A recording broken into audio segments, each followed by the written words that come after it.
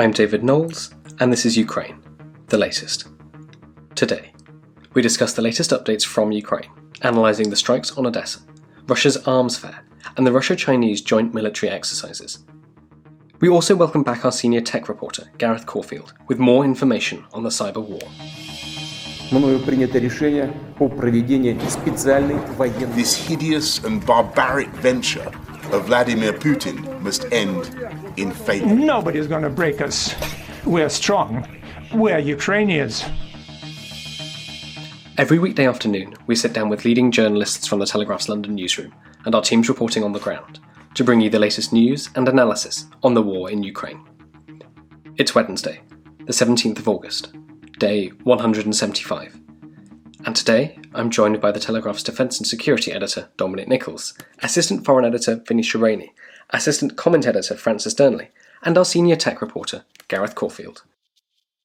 I started by asking Dom and Venetia for the latest news from Ukraine. Yeah, hi David, hi everybody.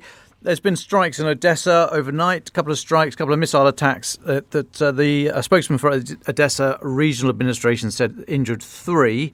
Nobody killed reportedly in that strike. However, it didn't stop a UN chartered grain ship leaving the port yesterday, bound for Africa. Other than that, there's been a really interesting article or interview in The Guardian today. Interview with Mikhailo Podolyak, the advisor or one of the advisors to President Zelensky. We're told one of the most prominent advisors. And he's saying that he was open and saying that the Ukrainian strategy right now is to go for the logistics supplies, the ammo depots, which we suspect. I mean, that's not meeting strength with strength. That's what they've been doing so far, and it's been very successful. So they would carry that on. But he said, quote, "It's creating chaos within the Russian forces."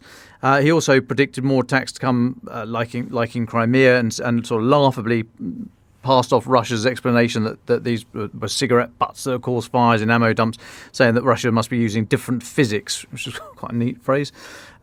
He said the Kerch Bridge, the Crimea Bridge, the road and rail bridges to the east of Crimea, linking Crimea to mainland Russia there. He said they were an illegal construction, the main gateway of supplying Russian army in Crimea, and said such objects should be destroyed. So there's been a lot of speculation about whether or not those bridges will come under attack. I think it sounds as if it's largely been a question of range for the HIMARS and other multiple launch rocket systems, but it seems pretty unequivocal there that Ukraine wants to attack that bridge. He was asked about negotiations. He says there's no prospect of meaningful negotiations with Russia until Russia experiences a defeat on the battlefield. And great quote. He said, "Russian ears only open when there's a giant military bat hitting the Russian head," unquote. And then finally, he more for our sort of domestic audience, really, he praised Britain's role in supplying weapons and sort of pushing on the diplomatic front. And there was a sort of subtle nudge as well for whoever takes over from Boris Johnson that they would hope and expect British support not to dwindle. And his final quote, he said, "You became a giant. It's hard to go back to being a midget." So, bit of a double-edged comment there. But yeah, you became a giant. It's hard to go back to being a midget. So we hope that whoever wins, Rishi Sunak or Liz Truss, wins the leadership of Conservative Party, and therefore our next Prime Minister doesn't take us back to being a midget. I'll just get a little pause there and then come back later to talk about the International Arms Fair in Moscow. Thanks very much, Dom. Venetia, good to have you on. What other updates for us do you have? Yes, there's quite a few bitty updates that are good to get into. We've had some more explosions today in Melitopol. That's the occupied city in southern Ukraine. There were some explosions earlier this week as well. According to the city's mayor, the city's Ukrainian mayor, he said it was near the Russian command center's office. So that's quite interesting. More of this sort of suggestion of attacks behind enemy lines. Not clear whether that was caused by a rocket or partisans, or we're not really sure. On Crimea, Russians have said that they've arrested a 6-person terrorist cell from a banned Islamist group. Not really sure if this is how they're trying to smear the Ukrainian attacks against Russia in the occupied territories. Crimea, of course, was taken in 2014, internationally annexed but not internationally recognised. But it seems likely that perhaps is the narrative that Russia will start to build, that it's down to sort of Islamist terrorists. Terrorists is something that Russians, and Putin in particular, has used as a smear a lot over the years when things aren't going well. So you can expect to hear a bit more of that. Some other good things to mention, the mayor of Lviv, and we haven't been hearing much about Lviv. It's the city over in the west. It's largely seen as very safe. Every now and then there are some explosions there, but there's never really been any damage. It's where a lot of Ukrainian refugees have gone. It's where a lot of humanitarian operations are operating out of. But the mayor posted a video today warning in quite stark language that the residents of the city needed to prepare for a very difficult winter. And in this video, it shows scenes of Mariupol, and he makes a sort of indirect comparison, saying it's not impossible that these kinds of things can happen here. We need to prepare essentially for an energy blockade, and that it might be difficult, and telling them to start stockpiling firewood and things like that. So just this sense that although it's summer now, winter is now fast approaching, and Ukraine increasingly knows that it's going to be very difficult. Two more things to quickly mention. We've got Antonio Guterres is visiting Ukraine today. He's going to be meeting Volodymyr Zelensky and Tayyip Erdogan to discuss the grain deal and how well that's been going. And we've also heard from the operator of Ukraine's largest nuclear power plant, in fact, the largest nuclear power plant in Europe, about an unprecedented cyber attack on its website. Obviously, this tucks into the ongoing battle for that power plant, and Russia has occupied it, and Ukraine is trying to take it back, but they've been trading blame for shelling around the area, which everyone has said could be incredibly dangerous. Thank you very much, Venetia. Dom, can I come back to you? You mentioned earlier you wanted to talk a little bit about this Russian arms fair. Talk us through that. What's been happening?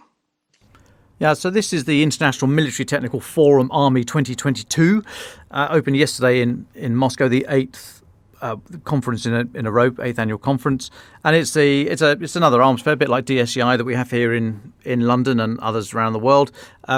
People get together. I mean, this is obviously Russo-centric, but yeah, big old sort of demonstrators and trying to cut deals and what have you. But very interestingly, there's a good article in Forbes you might want to have a look at that's titled "Russia's Fake Robot Gun Dog," and this is a story from the Military Technical Forum, from the Arms Fair, where there's a company called Machine Intellect out of St. Petersburg that have got this robot dog, and they're showing this robot dog sort of cutting about with an RPG-26 rocket launcher on its back, and it's doing all sorts of stuff, and it says it's really accurate, and this is the future. I mean, loads of armies are looking at automation now, land, sea, air, subsurface, all the rest of it. So nothing particularly new there. Interestingly, I mean, this machine is not built by this company in St. Petersburg. It's actually a Go-1 robot made by Unitary, which is a Chinese company. And to be fair, the company do say that. They call it the M81 and they're selling it, but they do say it comes from China. They're hoping to make a Russian version soon. They're pricing it at 1 million rubles, which is $16,000 roughly. Interesting because you could buy it from Unitary, buy it from China for $2,700. So it kind of follows a bit of a pattern which we saw Forbes was saying with the Orlan 10, the drone, whereby Russian suppliers buying cheap Chinese tech and then just selling on at huge profits to the Russian MOD. And Forbes say that this robot dog looks less like Russia trying to impress the world with advanced technology and more like Russian defense contractors engaged in their customary occupation of trying to get the military to pay outrageously inflated prices for off-the-shelf technology. So it's an interesting little aside into the workings of the Russian procurement system. I mean, not that our procurement system here in the UK is against making huge losses every now and again and buying things at inflated prices, but it's just quite an interesting little story. I mean, President Putin started he opened the conference yesterday and said, "We are ready to offer our allies and partners the most modern types of weapons. These guns are in demand amongst military professionals all over the world for their reliability, quality, and most importantly, their high efficiency. Almost all of them have been used many times in real military operations." Unquote. Now, I mean, I don't deny that. They probably all have been used in real military operations, and we've seen the results there. And I was, being serious for a moment. I was asking Ben Wallace about this last week, the British Defence Secretary, about what we've seen of Russian equipment and more importantly, what that does to those international partners, particularly India. India is very heavily reliant on, not reliant, but it's bought a lot of stuff, military kit from Russia. So there's countries around the world that are very heavily invested in Russian systems, processes, equipment, and so on and so forth, who are now seeing that a lot of this stuff isn't working as advertised. There's a lot more to the employment of military effect than just having the kit. But if you see that kit not working brilliantly or being easily defeated by much cheaper handheld anti-tank, anti-air systems, it's not going to fill you with confidence. And Ben Wallace was saying, if you've paid billions of dollars for Russian equipment, you might want to take it back to the seller. And he specifically mentioned India. He said, I would not like to be currently sitting in New Delhi wondering why I've got an awful lot of kit that can be defeated by handheld weapons, or radios that can be easily jammed, or airplanes that can be shot down by handheld anti-air missiles. And he made the point people are going to start asking questions of Russia. He said its products are shown to be duff or dud, he said. Or no, he said biff. He said biff or dud.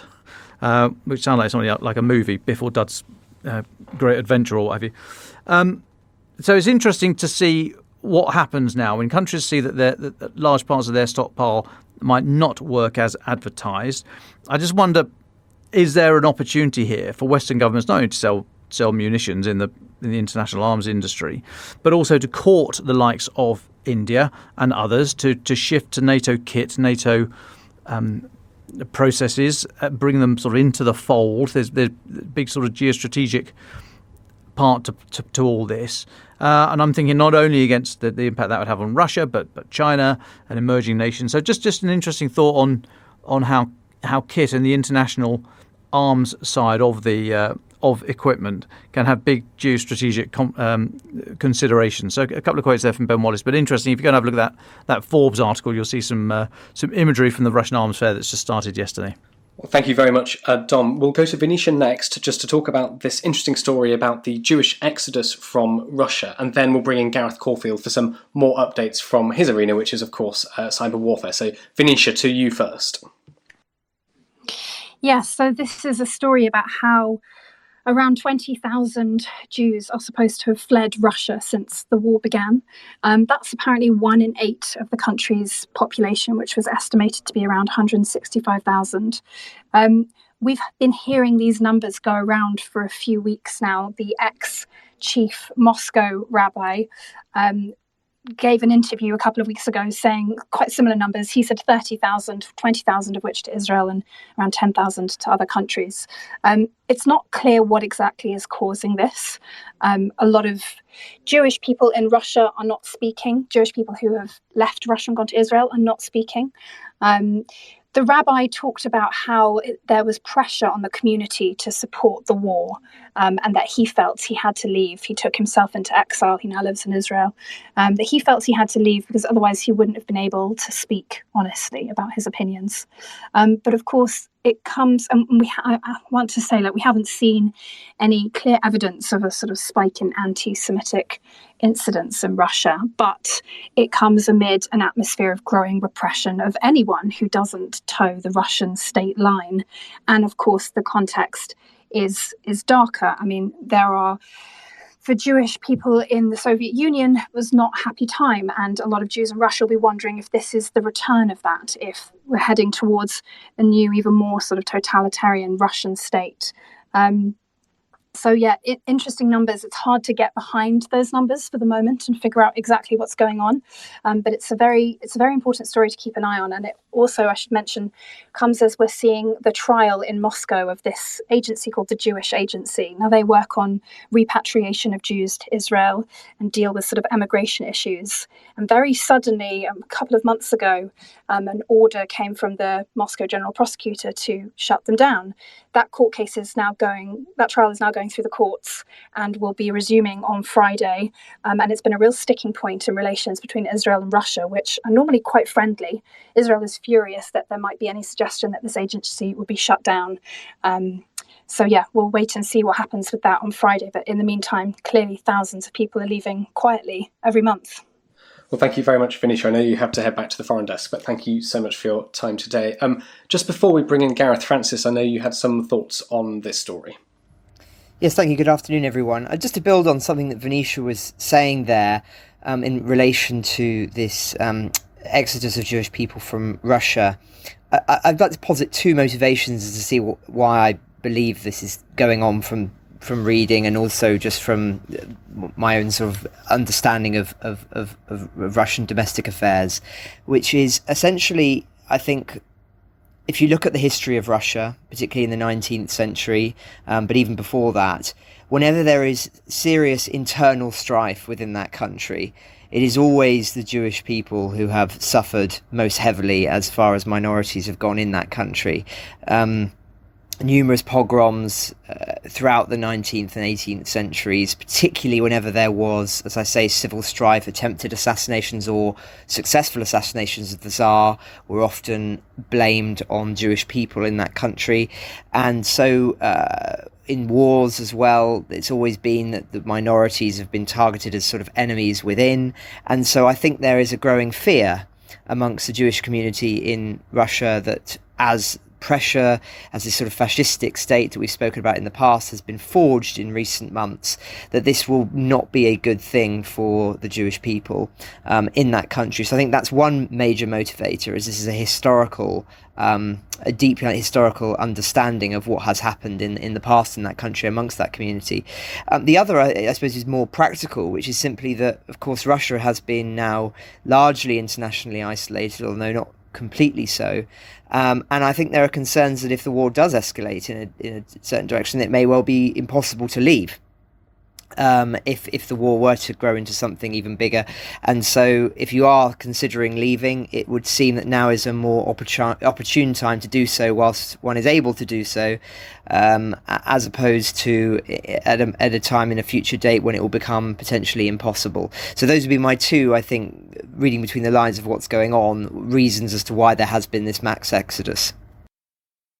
Well, thank you very much, Francis, for that. Gareth, you've been kept waiting, I think, 20 minutes now. Gareth, you came on, our senior tech reporter, you came on Monday to give us a bit of an update on the cyber war situation.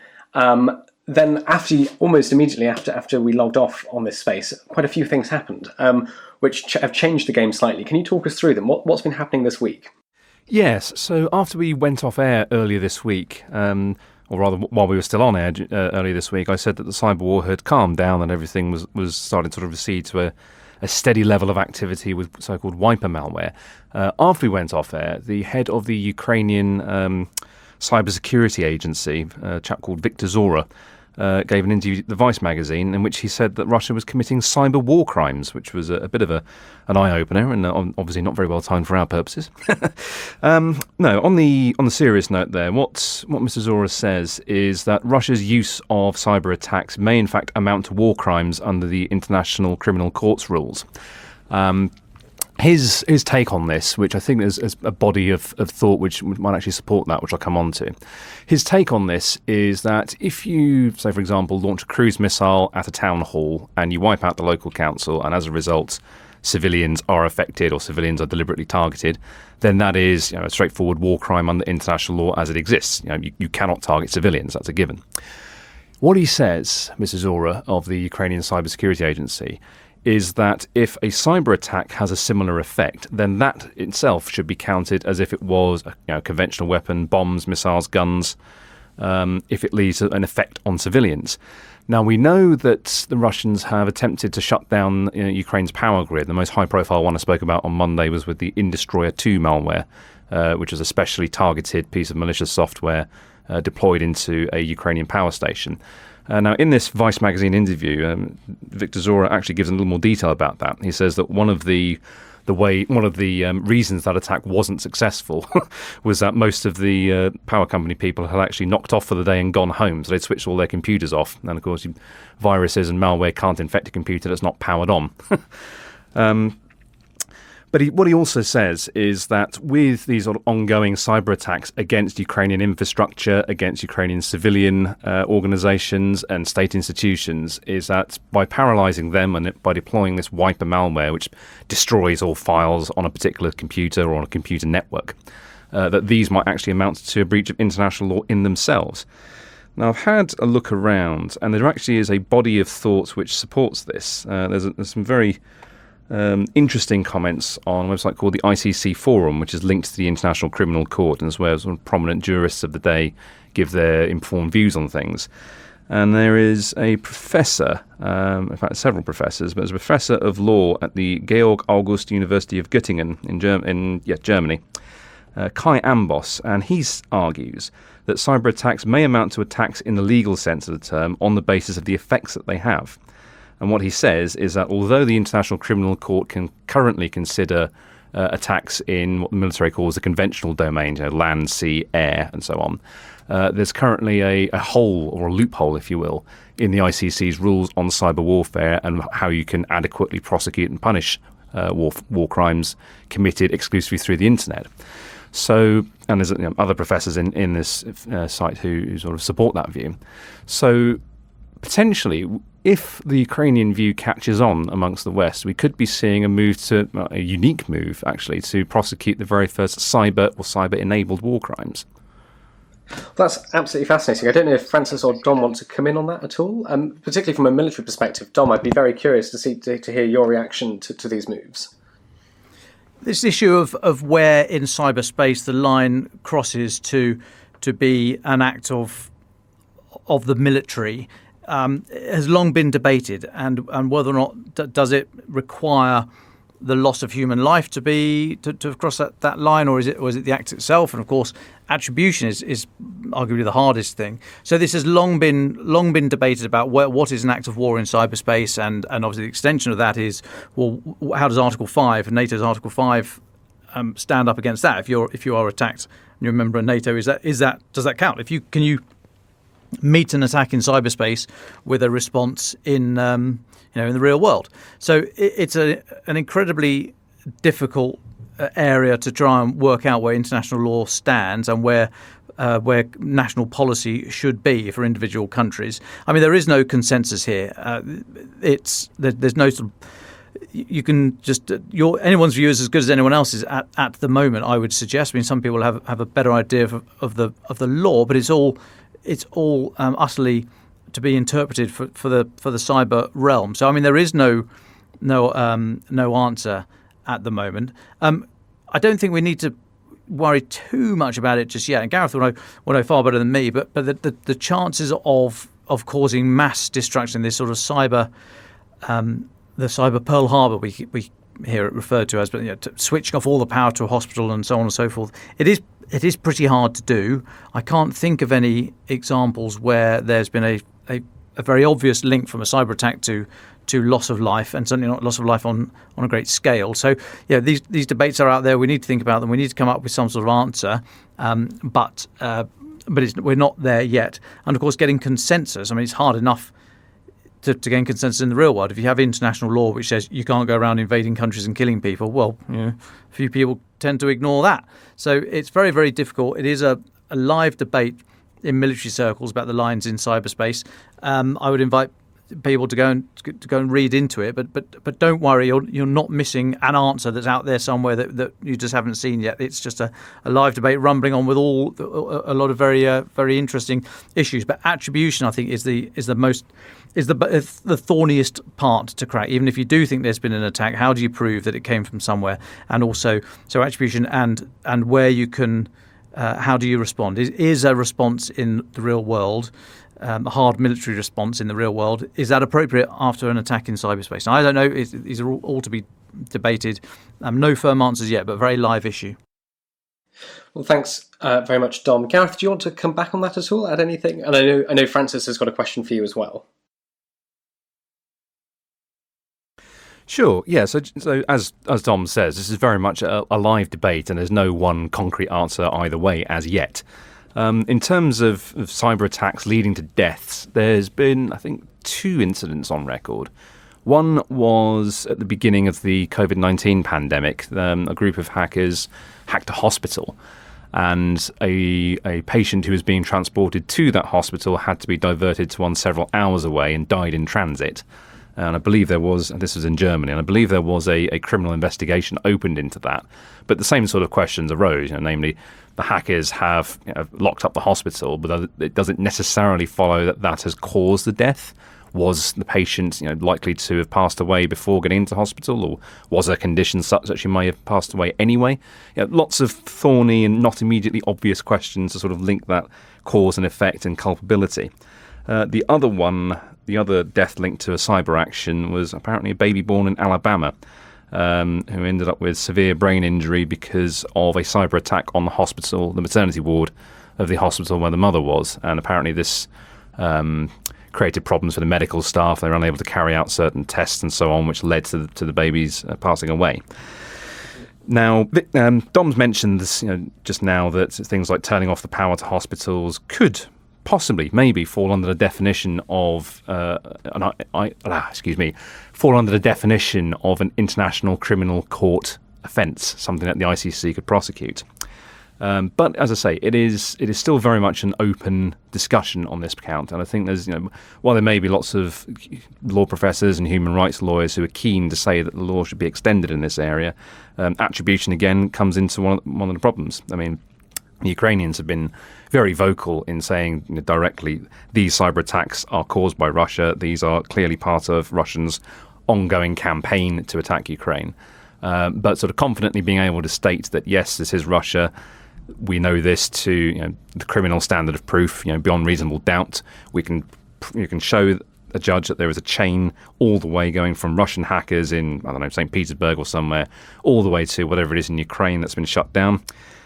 That's very difficult. I mean, even in sort of notional peacetime in the last few years, it's been extraordinarily hard for the West as a whole, or Western governments in the Five Eyes Alliance, to confidently state that Russia has been carrying out cyber attacks.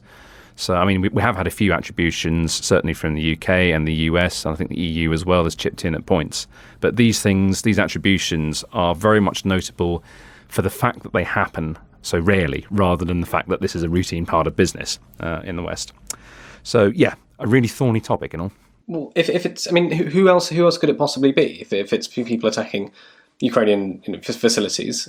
Well, there's the old debate in cyber about what the division is between a state-sponsored attack, so something carried out by, for example, the GRU, the Russian spy agency, who have multiple hacking units under their command. Or there are what you might call privateers, so there are sort of loosely affiliated groups who might possibly be acting under the direction of the state, or there might be just opportunists who, feeling patriotic and decide they're going to help Russia by launching attacks on whatever it is they can get their hands on. But there's also suggestions, I mean, we get into sort of interesting territory here. There's also suggestions of false flags being carried out by countries who are aligned to Russia and Russia's interests. I mean, there are nations such as China, North Korea, Iran that are typical nations we talk about in that context. And the cybersecurity world is always alert to the possibility of there having been an attack made to look like it's come from one party while actually originating from someone else completely different. So the possibility exists, I think, is probably the best way to summarise that one. It's not something we can state for sure, but we can never rule it out in cyber. Thank you very much, Gareth. That was very interesting. Francis, I know you have one question, and then let's move on to talk about these war games in China. I do, and actually there are a couple now, just in response to what Gareth was saying there.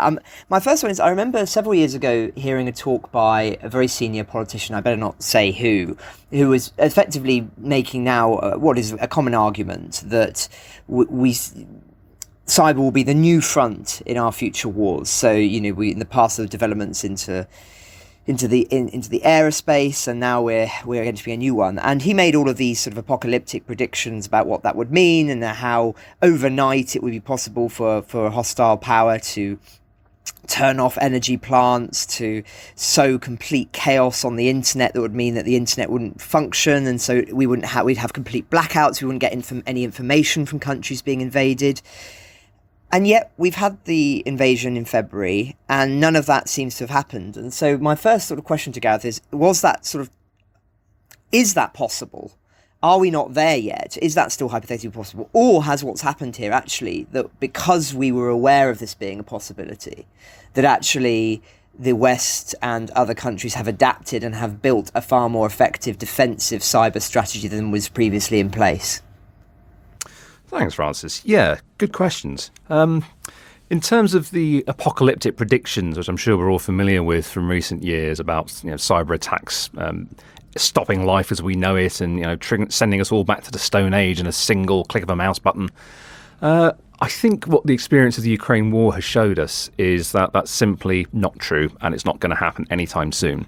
In fact, previous Ukrainian experience with Russian attempts to do that exact thing didn't get very far. If memory serves, it was 2014, and the Russian attack on the Kiev power grid resulted in, fair enough, turning off the city's electricity. However, that power outage lasted for about 90 minutes.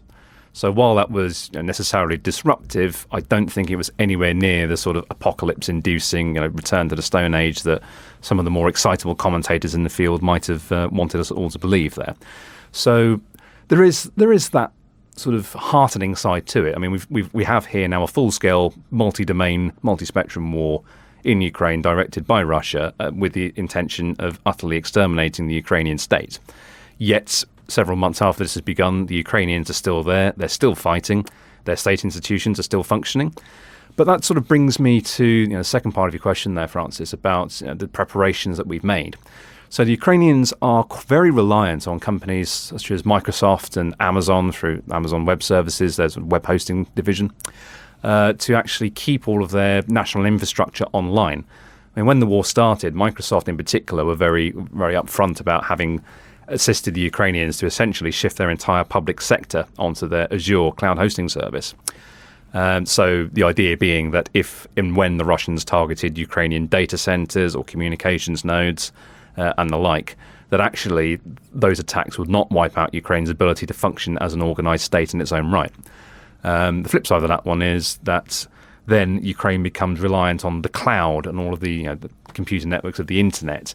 And you start to wonder at what point the Russians think to themselves, maybe we could start targeting this wider infrastructure as a means of taking out the Ukrainians, which would then have a knock-on effect on everybody else. And I think that's one of the threats that Microsoft in particular has been taking quite seriously. We've seen lots of speeches from Brad Smith, their global president, talking about that exact threat that they're facing now from the Russians.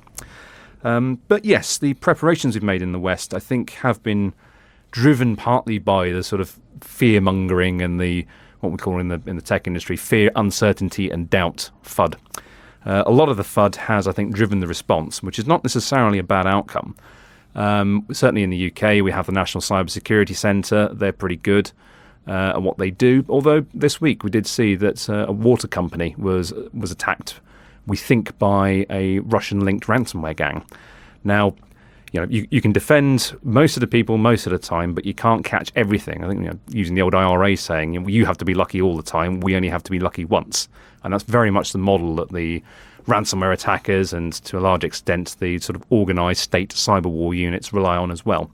So, in summary, there, I think, we've seen a lot of FUD. We've seen a lot of hype about the potential of cyberwar, which simply has not materialised. But I think that also here in the West, we've done a lot to actually armour ourselves against the threat and sort of have processes and procedures in place so when these things happen, we're able to respond swiftly and minimise the disruption caused. If I could add just one final point there to what Gaz is saying. I mean, that idea that we get better at defending ourselves because of our experience of cyber attacks, I mean, that is absolutely true. And although our reliance upon or development of web-enabled services and cyber capabilities and contactless payments and all the rest of it, yada, yada, yada. I mean, that does increase the attack surface, the opportunities that bad actors have to hit us. But have a look at Estonia in 2007 or after 2007. So Estonia 2007, subject to a crippling cyber attack, widely suspected to be from Russia. A couple of days of rioting. I mean, it was terrible. I think one person killed. And the whole system, the whole country ground to a halt. But from that, Estonia learnt to, rather than go backwards and say, right, well, okay, let's go and get the pencils out again, lads. They pressed on with connecting their society, but protecting it at the same time. And Estonia is now world leader in cyber defence and how to sort of organise society in this brave new world. And so I think we need to look around and look for best practice, such as described by Estonia and others. I mean, I was very impressed when I was in Kiev a couple of weeks ago with David. I was very impressed to see how easy it was to operate your contactless and all the rest of it in Kiev. Not the same all around the country, but then it's not the same in this country either.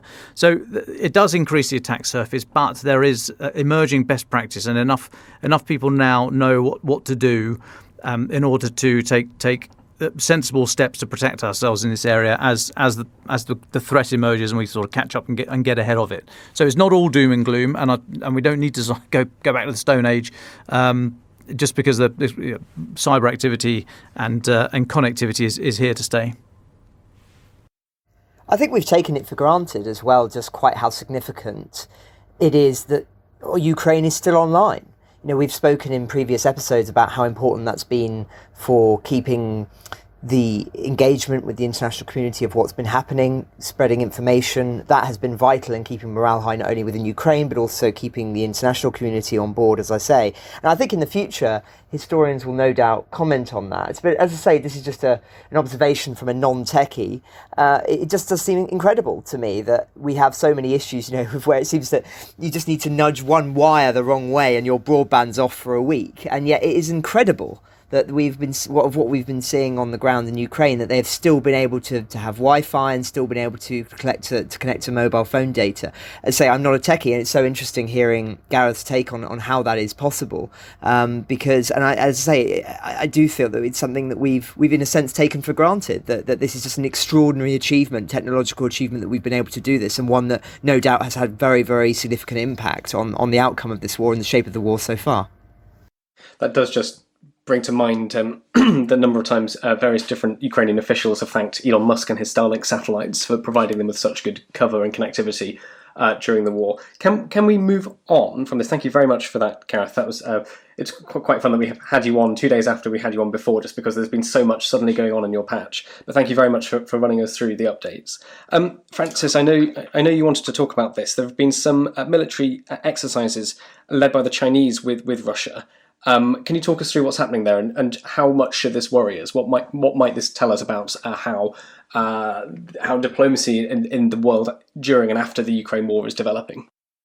Well, yes, it's been an ongoing theme and topic of conversation on this podcast about the manner in which the diplomatic impact of this war can be measured. And indeed, one of the ways which we were very concerned, we would think back to all of those abstentions in the United Nations in condemning the war. There were some rather concerning names on that list, India, Pakistan, other emerging economies.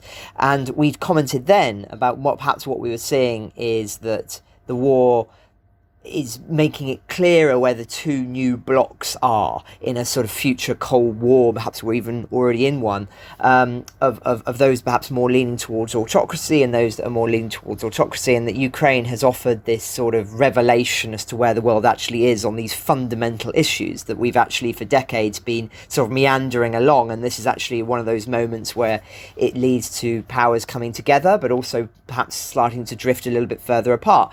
Indeed, if you were to believe that articulation of what's been going on, then you would say that you can see the West here has become much more closely aligned, certainly in Europe anyway, on what is at stake here. But at the same time, I think we have to be aware that this is having an opposite effect from in the sort of alternative block, if I can articulate it in that way, particularly between Russia and China. Now, of course, China have not been as supportive as Russia I think they could have been, and I think that's because of their own international situation. They don't want to cause too much economic friction that could cause them major problems, so they've been trying to, if not play both sides, not play their allegiance to Russia too strongly, for fear of the international impact of that. And yet, I think it's revealing that behind closed doors, a lot of things are going on that are still offering a lot of support for Russia, not least this joint military exercise that you mentioned, that Beijing have admitted to today. They've claimed that it's unrelated to the current international and regional situation, and includes India, Belarus, Mongolia, Tajikistan, and other countries. And they said that it's an exercise from August 30th to September the 5th, and saying foreign forces would participate without naming them. The aim being to deepen practical and friendly cooperation with the armies of participating countries, enhance the level of strategic collaboration among the participating parties, and strengthen the ability to respond to various security threats. So on the one hand, it's interesting wording, saying it's got nothing to do with what's going on internationally around the world, and that's clearly trying to make an effort to say, oh, we don't want to be seen as being too friendly with Russia. And yet, look at that wording there in the second part, which is effectively saying that our allies, in inverted commas. We're doing joint exercises with them in the case of some future incident. So we are seeing at the same time China and Russia working more closely together. I think it's fair to say that may well not have been as much of a concern as it now is since the Ukraine war. And I think, again, it just underlines the point that there was so much conversation when the war began about how Putin and Russia would become a pariah state, that it would not be possible for any world leader or any senior foreign minister to be shaking hands with Putin or with Russian officials.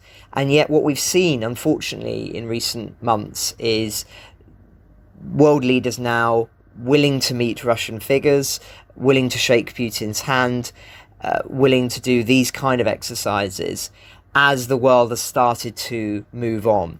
And I think there is, this should be a concern to us for all sorts of reasons, not least, as I say, this potential unifying of a new oppositional bloc towards the Western world. Perhaps we were heading in that direction anyway. Indeed, I'd argue that historical trends were leaning in that direction anyway. But it's a focusing of this and a sharpening of this in a way that I think should be something that we should be very sensitive to in the months ahead. Brilliant. Thank you very much, Francis. Well, we just wanted to respond to one comment from a listener, so I'll read it out. And Francis, I don't know if you've got this person's name. I don't have it written down, unfortunately. But this commentator says, quote, British commentators tend to have a blind spot when it comes to events in Europe before 1940, whereas Russians, Ukrainians, Poles and other peoples of Central Europe and Central Asia can remember what drove Russian imperial ambitions in 1700s to 1900s. Nicholas I made a disastrous miscalculation in Crimea because he thought that the Western powers could not stand up to the Russians of 1812. Poland was dismembered in the 1790s because it represented a threat to autocracy. Please, would you be able to get into Putin's views of the lessons for Russia from the last 300 years? Francis, I know you wanted to talk a little bit about this. Well, yes, thank you very much to the listener who wrote in and asked this question, because I think it's a really relevant point to one of the main central questions of this that we've posed on this podcast, which is all about Putin's mentality, ambitions for Ukraine and where that comes from. As in, was it pure imperialism, or is it part of a sort of ideological belief that Ukraine is really part of Russia? And I think what this question sort of poses quite well in a way in its phrasing is making the point that actually they're not really mutually exclusive points. That at the same time as Russia can sort of lay claim to Ukraine and to other countries in its periphery, at the same time, that doesn't mean that it's not operating in an imperialist manner, that it is not, as it did in its past, seizing countries and stripping them of their autonomy, both political and economic, and committing all sorts of heinous incidents in those countries. And I think, as I say, it just poses a helpful way of reframing this, which is not one or the other in terms of Putin's motivations, but actually it could be something where both things are happening simultaneously. That Putin could be sitting in the Kremlin and saying to himself, what can I take? How can I become this great Russian leader? What's available to me? Well, I can't take all of these countries because they're now in NATO and I'd be starting World War III. So I've got Ukraine available to me. Now, that's my fundamental impulse, is that I want to seize back territory and become known as this great leader, and that's available to me. So I'm going to strike. And then he starts thinking about, well, actually, I can justify this to myself. I can say, well, look at the historical claims to Ukraine. It's not a real country. Lenin invented it. All of these sort of historical corruptions. And in a sense convince himself, and not only that, convince his generals and convince those around him, and then of course the Russian people as to the validity of the invasion. So and I talked yesterday about the Washington Post article, which seemed to suggest, actually, with the intelligence that had been compiled in that document, that a lot of the generals really do seem to believe in this idea that Ukraine and Russia are one country, and that Ukraine hasn't got the right to go into the direction that it is.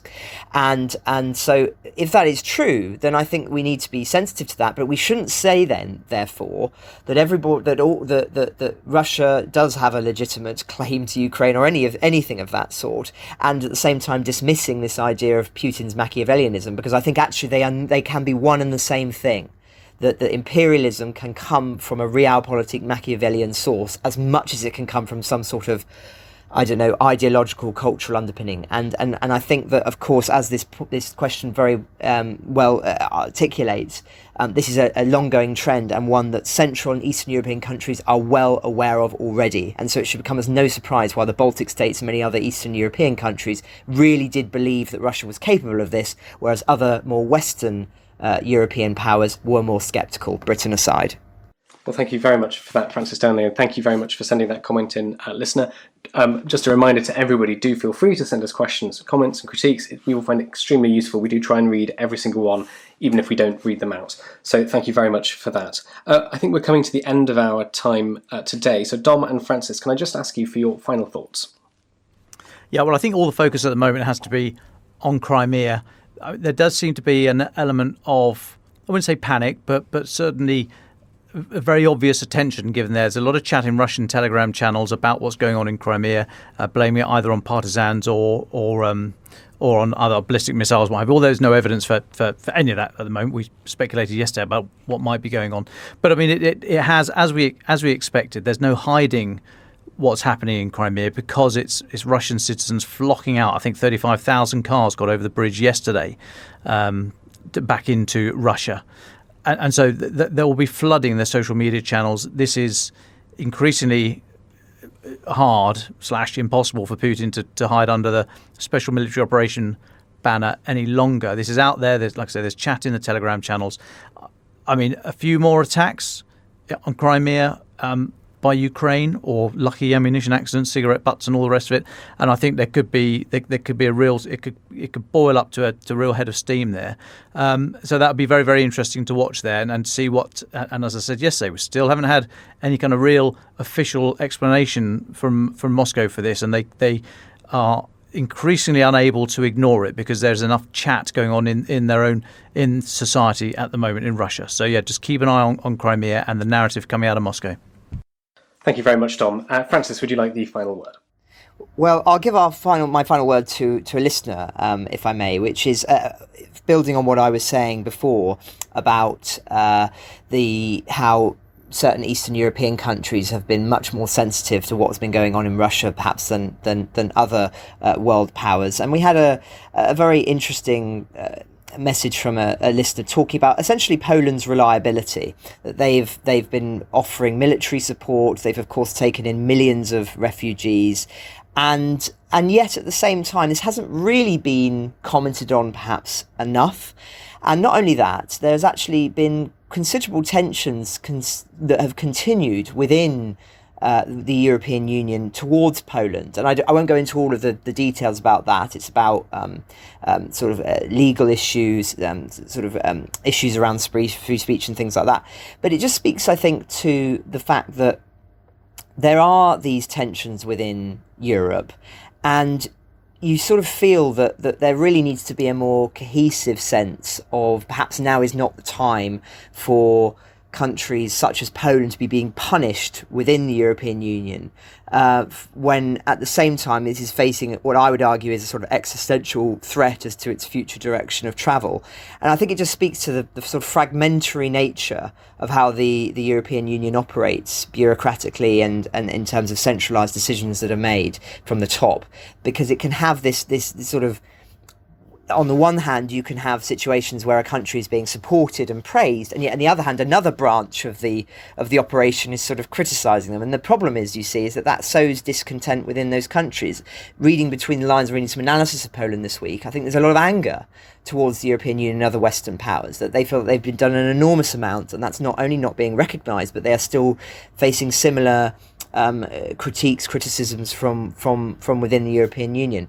And I just think that this is, again, something that Putin will play on. And whilst I'm not saying that it's necessarily wrong not to challenge Poland on certain things, my point is that if this benefits Putin, we should be doing it in a more sensitive way than we are, because when you've got countries that are talking about this openly and showing that they're unhappy and these tensions become more to the fore, then that, as I say, is not necessarily something that is good at this moment. And so I think it's just something that we should be sensitive to.